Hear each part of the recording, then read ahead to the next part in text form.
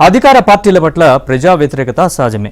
అది 2-3 సార్లు గెలిచిన పార్టీలకైతే జనం మరో ఛాన్స్ ఇవ్వకూడదని అనుకుంటారు. ఈసారి 5 రాష్ట్రాల అసెంబ్లీ ఎన్నికల్లో మాత్రం పరిస్థితులు అందుకు భిన్నంగా ఉన్నాయి.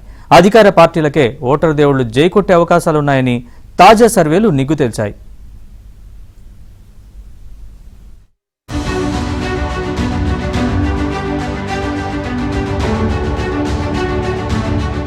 ఐదు రాష్ట్రాల్లో అసెంబ్లీ ఎన్నికల పోలింగ్ కు రంగం సిద్ధమవుతోంది. తమిళనాడు, కేరళ, పుదుచ్చేరి, బెంగాల్, అస్సాం రాష్ట్రాల్లో ఉత్కంఠభరితంగా ప్రచారం సాగుతోంది. నువ్వా నేనా అన్నట్లుగా జరుగుతున్న ఎన్నికల ప్రచారంలో పొత్తులు, సీట్ల సర్దుబాట్లు కూడా ఖరారైపోయాయి. తాజాగా అన్నాడీఎంకే నేతృత్వంలో తమిళనాడు ఎన్డీఏ సీట్ల పంపకాలు ఫైనలైజ్ అయిపోయాయి. బీజేపీకి సంతృప్తికరమైన సీట్లు కేటాయించడంతో ఆ పార్టీ ఊపి తబ్బిబ్బవుతోంది. విపక్ష కూటములు ఎంత చేసినా ఈసారి 5 రాష్ట్రాల్లోనూ పాలకపక్షాలే గెలిచే ఛాన్స్ ఉందని తాజా సర్వేలు కూడా చెబుతున్నాయి. ముఖ్యమంత్రి ఎంకే స్టాలిన్ పార్టీ అయిన డీఎంకే నేతృత్వ ఎన్డీఏ కూటమికి విజయావకాశాలు మెండుగా ఉన్నాయని చెబుతున్నారు. అధికార పొత్తుకు 40.1% ఓట్లు వస్తాయి. అన్నాడీఎంకే పొత్తుకు 38.1% ఓట్లు రావచ్చు.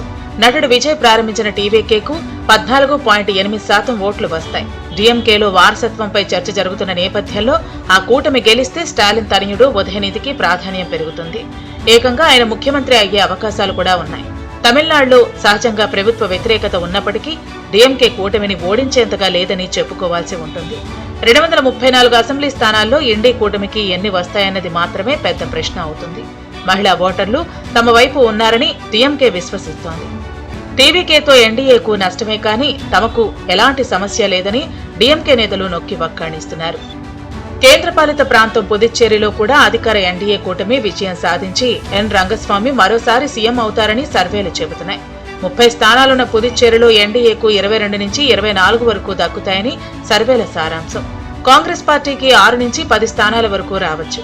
అక్కడ ప్రభుత్వ వ్యతిరేక ఓటు పెద్దగా లేదని చెబుతున్న సర్వేలు జూనియర్ కామరాజ్ గా పేరు పొందిన రంగస్వామి పట్ల ప్రజల్లో విశ్వాసం ఉందని తేల్చాయి. విద్య, పేదరిక నిర్మూలన, ప్రజా సంక్షేమం, పాలనా సంస్కరణలు, మౌలిక సదుపాయాల పెంపు లాంటి అంశాలు అధికార ఎన్డీఏకు అనుకూలంగా మారాయి.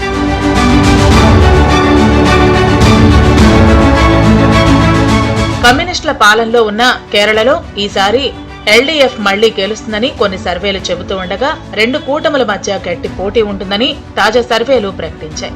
ఎల్డీఎఫ్, యూడీఎఫ్ కు చేరి 36% ఓట్లు రావచ్చు.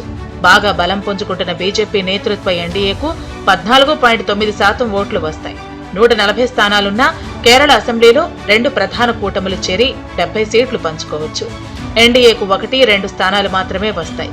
ప్రజాపాలన, శాంతి భద్రతల విషయంలో ఎల్డీఎఫ్ ప్రభుత్వానికి ఫుల్ మార్క్స్ పడినందున ఆ కూటమికే కాస్త ఎక్కువ అవకాశాలున్నట్లుగా భావిస్తున్నారు.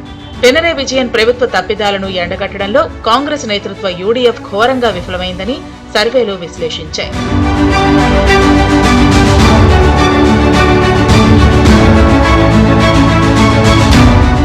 పశ్చిమ బెంగాల్ అసెంబ్లీ ఎన్నికల్లో మమతా బెనర్జీ నేతృత్వ తృణమూల్ కాంగ్రెస్ వరుసగా 4వసారి అధికారానికి వస్తుందని సర్వేలు చెబుతున్నాయి. 294 స్థానాలున్న అసెంబ్లీలో దీదీ పార్టీకి 184 స్థానాల నుంచి 194 సీట్లు రావచ్చు. విపక్ష బీజేపీకి 98 నుంచి 108 సీట్లు వచ్చే అవకాశాలున్నాయి. ముఖ్యమంత్రిగా మమత కొనసాగాలని 48.5% మంది అభిప్రాయపడుతున్నారు. బీజేపీ నేత సువేందు అధికారికి సీఎం పదవి ఇస్తే బావుంటుందని 33% మంది అంటున్నారు. దీదీని గద్దెదించే స్థాయికి బీజేపీ ఎదగలేదని బెంగాల్ ఓటర్లు భావిస్తున్నారు. మమత పాలనా దక్షతపై కూడా వారికి విశ్వాసం ఉంది.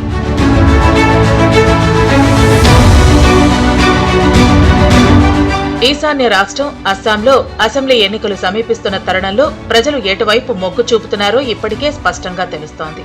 2026 అసెంబ్లీ ఎన్నికలు మార్పు కోసం కాకుండా అధికార పక్షం కొనసాగింపు కోసం జరగనున్నాయని సంకేతాలు బలంగా కనిపిస్తున్నాయి.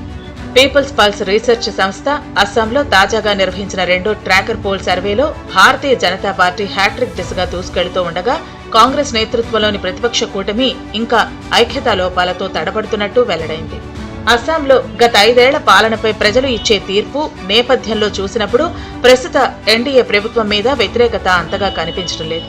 స్థిరత్వం, నాయకత్వం, అభివృద్ధి అనే 3 అంశాలను ఆధారంగా చేసుకుని ఓటర్లు బీజేపీ వైపు మొగ్గు చూపుతున్నారని ఈ సర్వేలో తేలింది.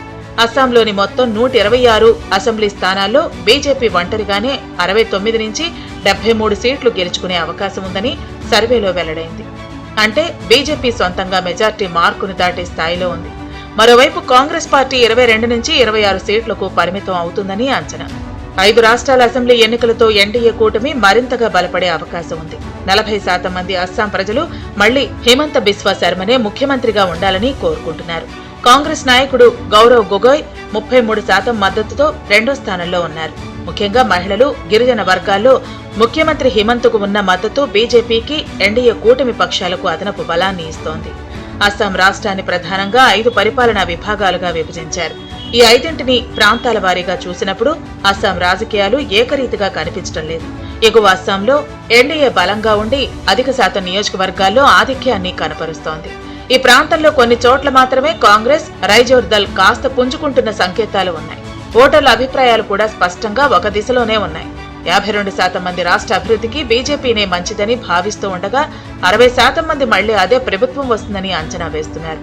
అలాగే 60% మంది మరోసారి బీజేపీకి అవకాశం ఇవ్వాలని భావిస్తున్నారు.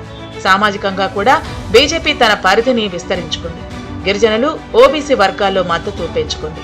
గత ఎన్నికల్లో వచ్చిన విజయాలు పార్టీకి మరింత బలాన్నిచ్చాయి. మరోవైపు అక్రమ వలసలు, అక్రమంగా వచ్చిన వారు భూములను ఆక్రమించారనే ఆరోపణలు కూడా రాజకీయ చర్చలో కీలకంగా మారటంతో అవి ఓటర్ల అభిప్రాయాలను ప్రభావితం చేస్తున్నాయి. ఇక్కడ మరో విషయం కూడా ప్రస్తావించాలి. మైనార్టీ ఓటర్లు బీజేపీకి వ్యతిరేకంగా ఉన్నారు. అందుకే వాళ్ళు బీజేపీ కంటే విజయన్, స్టాలిన్, మమత వైపే మొగ్గు చూపిస్తున్నారు. ఈ 5 రాష్ట్రాల్లో ఒక అస్సాం, పుదుచ్చేరి తప్ప మిగతా చోటంతా బీజేపీకి వ్యతిరేక పార్టీలు ఉన్నాయి.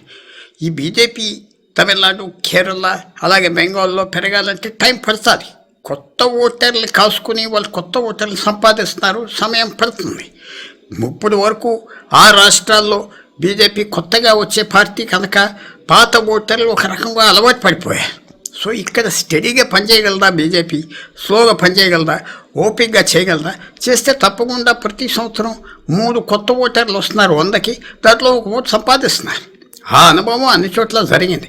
మైనారిటీస్ విశేషంగా ఉండినా ఇప్పుడున్న పార్టీల పర్ఫార్మెన్స్ బాగోపోతే కొంతమంది చీలిపోతారు.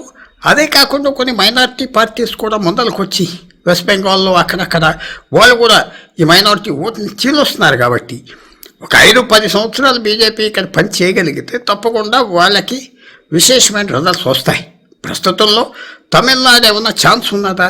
డివిజన్ ఆఫ్ ఓట్స్ అంటే ఆ ఒక్క రాష్ట్రంలో మాత్రం బీజేపీకి పాజిటివ్గా కనపడుతుంది. అస్సాం బీజేపీలో కూడా కొన్ని సమస్యలు కనిపిస్తున్నాయి. టికెట్ కేటాయింపుల్లో చేసిన కొన్ని తప్పులు, పాత నాయకులను పక్కన పెట్టడం వల్ల కొంత అసంతృప్తి ఉంది. అయితే ఇవి పెద్ద స్థాయిలో ప్రభావితం చూపేలా కనిపించడం లేదు.